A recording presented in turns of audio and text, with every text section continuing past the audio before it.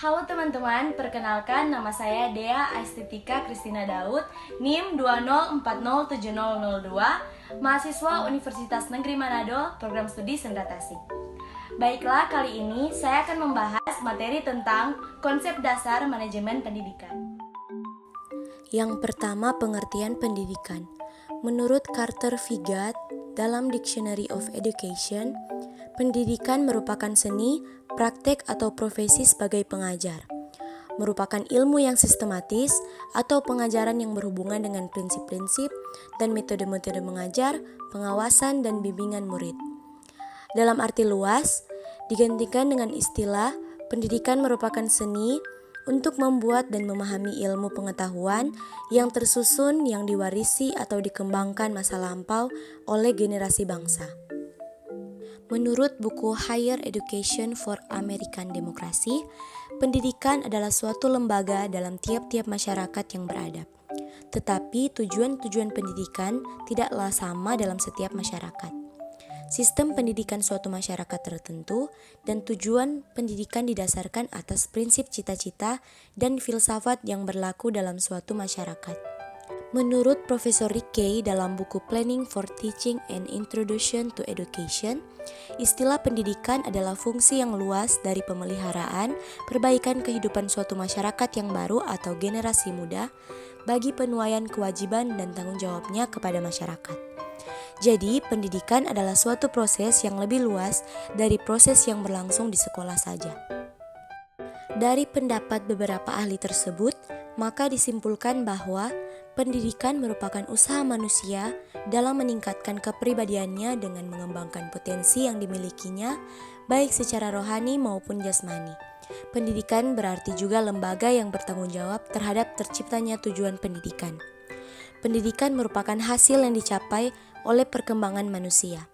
Definisi pendidikan menurut Undang-Undang RI Nomor 20 Tahun 2003 tentang Sistem Pendidikan Nasional, yaitu pendidikan adalah usaha sadar terencana untuk mewujudkan suasana belajar di proses pembelajaran agar peserta didik aktif mengembangkan potensi dirinya untuk memiliki kekuatan spiritual keagamaan, pengendalian diri, kepribadian, kecerdasan, akhlak mulia, serta keterampilan yang diperlukan dirinya, masyarakat, bangsa, dan negara. Yang kedua, pengertian manajemen pendidikan.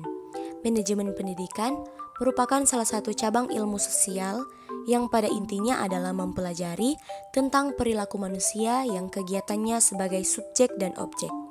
Secara filosofis, perilaku manusia terbentuk oleh interaksi antara manusia, iklim organisasi, dan sistem. Ketiga interaksi tersebut, baik secara sendiri-sendiri maupun bersama-sama, saling berinteraksi pula dengan lingkungan eksternalnya. Manajemen jika ditinjau dari segi filsafat, yaitu berdasarkan landasan ontologi dan aksiologi, maka bagaimana mengembangkan landasan epistemologi yang sesuai. Persoalan utama yang dihadapi oleh setiap epistemologi pada dasarnya, bagaimana mendapatkan pengetahuan dengan benar yang memperhitungkan aspek ontologi dan aksiologi. Begitu juga dalam hal menghadapi epistemologi, yaitu bagaimana menyusun pengetahuan yang benar untuk menjadi masalah mengenai dunia empiris yang akan digunakan sebagai alat untuk meramalkan dan mengendalikan peristiwa yang muncul. Filsafat manajemen pada hakikatnya menyediakan seperangkat pengetahuan untuk berpikir efektif dalam memecahkan masalah manajemen. Ini merupakan hakikat manajemen sebagai suatu disiplin ilmu dalam mengatasi masalah organisasi berdasarkan pendekatan yang intelijen. Bagi seorang manajer, perlu pengetahuan tentang kebenaran manajemen, asumsi yang telah diakui dan nilai-nilai yang telah ditentukan. Pada akhirnya, semua itu akan mencapai kepuasan dalam melakukan pendekatan yang sistematik dan praktik manajerial. Selanjutnya, pengertian manajemen. Kata manajemen berasal dari bahasa Latin, yaitu manus yang berarti tangan, dan agere yang berarti melakukan. Kata-kata itu digabung menjadi kata kerja managere yang artinya menangani. Managere diterjemahkan ke dalam bahasa Inggris, yaitu dalam bentuk kerja to manage, dengan kata benda management. dan manajer untuk orang yang melakukan kegiatan manajemen. Akhirnya diterjemahkan ke dalam bahasa Indonesia menjadi manajemen atau pengelolaan. Sumber daya yang menjadi kajian dalam manajemen pendidikan.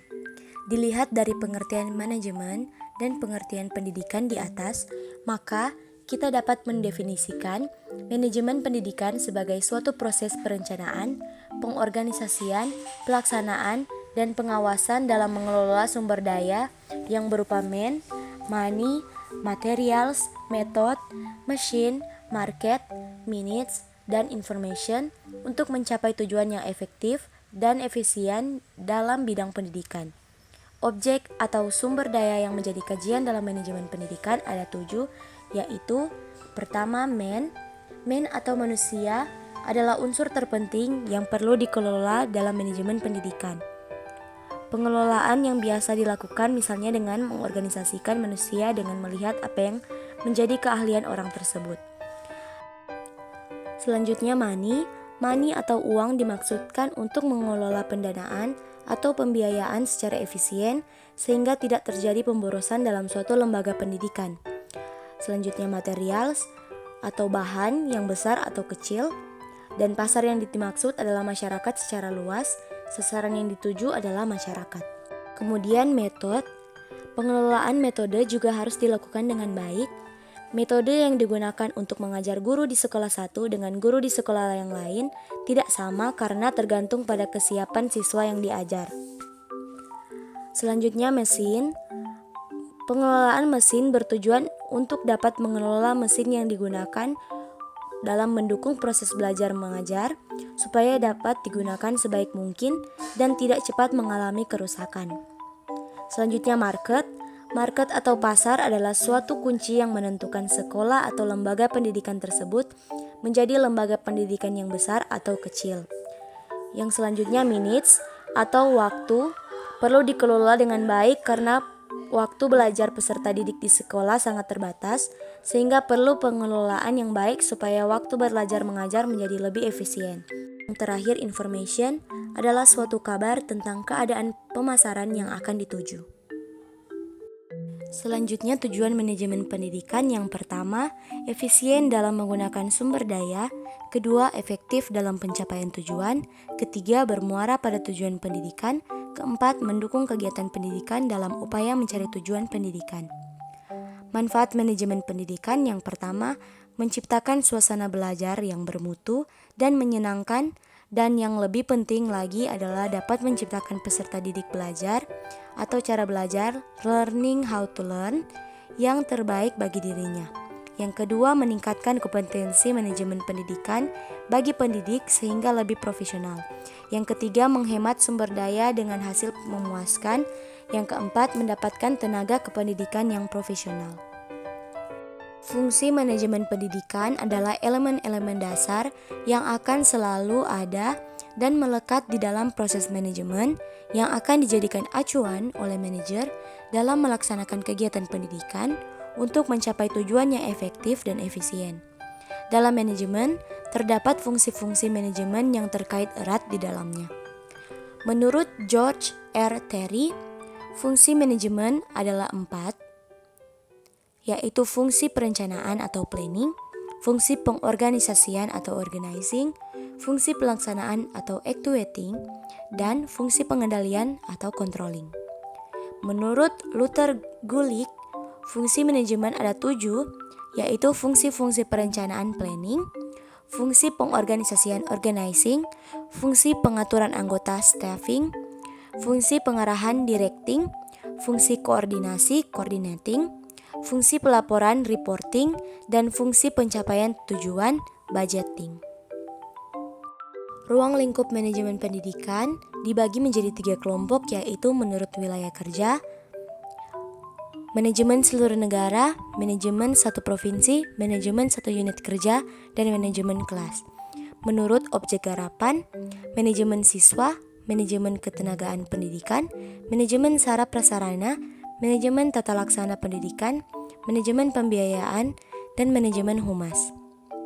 Menurut fungsi kegiatan, ruang lingkupnya merencanakan, mengorganisasikan, mengarahkan, mengkoordinasikan, mengkomunikasikan, mengawasi, atau mengevaluasi. Ada pula yang melihat ruang lingkup dari manajemen pendidikan berdasarkan substansi yang menjadi garapan manajemen pendidikan sebagai proses atau disebut fungsi administrasi, yaitu perencanaan atau planning, memikirkan apa yang akan dikerjakan dengan sumber yang dimiliki, kemudian pengorganisasian atau organizing, yaitu mempermudah manajer untuk menentukan orang yang dibutuhkan dalam melaksanakan tugas yang sesuai dengan kemampuan. Yang ketiga, pelaksanaan atau actuating, proses penggarakan orang-orang untuk melakukan kegiatan yang telah direncanakan. Dan yang terakhir, pengawasan dan pengendalian atau controlling, yaitu aktivitas menilai kinerja apakah sudah sesuai berdasarkan standar yang telah dibuat. Demikian penjelasan saya mengenai konsep dasar manajemen pendidikan. Sekian dan terima kasih.